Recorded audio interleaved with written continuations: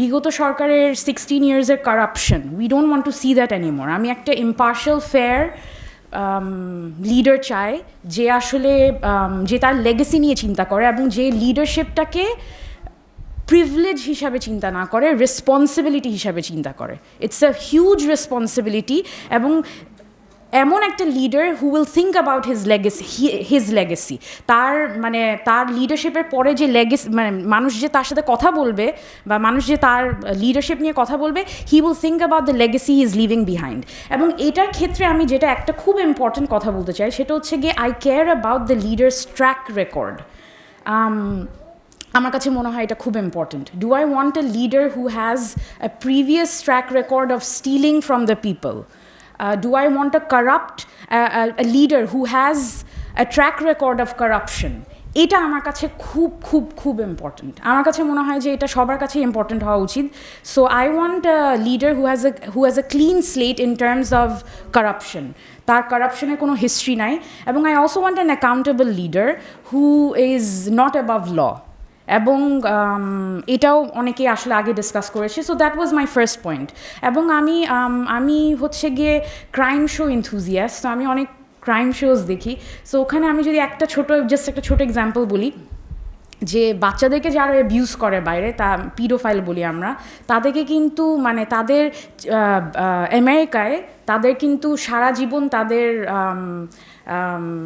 একটা রেকর্ড থেকে যায় যে এই মানুষটা পিডোফাইল ছিল, এবং সে কোনো চাকরি পায় না, সে কোনো জায়গায় ইজিলি সোসাইটিতে ইন্টিগ্রেটই করতে পারে না। সো মানে আমি এই জিনিসটাই বলতে চাচ্ছি যে track record is so important. I care about what they have done in the past.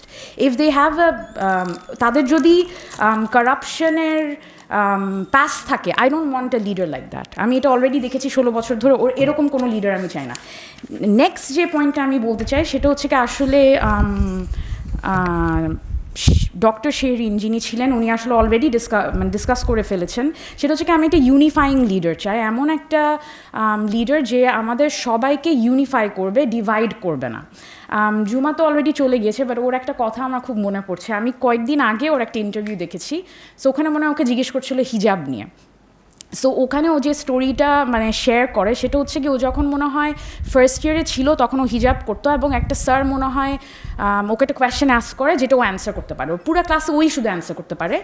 So okay sir হচ্ছে দাঁড় করানোর পর হচ্ছে গিয়ে জিজ্ঞেস করে যে, মানে দাঁড় করানোর পর ওর মনে হচ্ছিলো যে আচ্ছা ওকে হয়তো বলবে আচ্ছা দ্যাটস ভেরি গুড বা প্রেজ করবে, বাট ওই টিচারটা ওকে প্রেজ না করে ক্লাসের বাকি সবাইকে হচ্ছে গিয়ে বকাবকি করে যে এই মেয়েটা, হিজাবি মেয়েটা এই অ্যান্সারটা দিতে পারলো, তোমরা কেন দিতে পারলা না?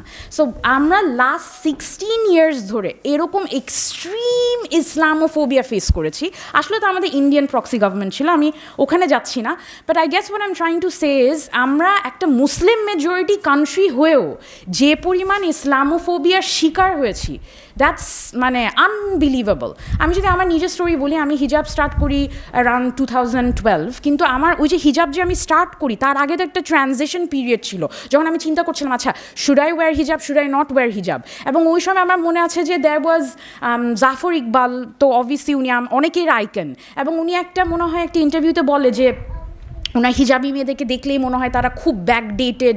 এবং মানে আমার এত কষ্ট লাগতো মানে এটা শুনে, এবং আমার মানে একটা কেমন একটা শেম কাজ করতো আমার। এখন তো অ্যাবসলুটলি না, বাট মানে আমি তো তখন I was very young, very impressionable, একটা কেমন একটা শেম কাজ করতো। এবং এই আমাদের এই যে এই 16 বছর ধরে এইটাই আসলে শেখানো হয়েছে, এই যে এই মানে খুব সাটলভাবে সবার মধ্যে একটা ইসলামোফোবিয়া ইনস্টিল করা হয়েছে। So I guess what I am trying to say is, যদিও ইসলামোফোবিয়া ইনস্টিল করা হয়েছে, আমি চাই না যে আমাদের যে নেক্সট লিডারটা আসবে উনি এটার অপোজিট করবে, exact opposite. I guess what I am trying to say is, আমরা হঠাৎ করে 0 থেকে 100-তে চলে যেতে পারি না। From 16 years of Islamophobia we cannot suddenly go in to sharia law. মানে that is the point I am trying to make. So we need to have a government that is not only the leader of practicing Muslims, but also the leader of, obviously goes without saying Buddha, Christian, everyone, but also the leader of atheists, non-practicing Muslims, or people who hate Islam. তাদের কোনো religion নাই, তাদের একটাই religion, তারা ইসলাম হেট করে। So আমি এই পয়েন্টটা আসলে আমার কাছে মনে হয় যে খুব ইম্পর্ট্যান্ট।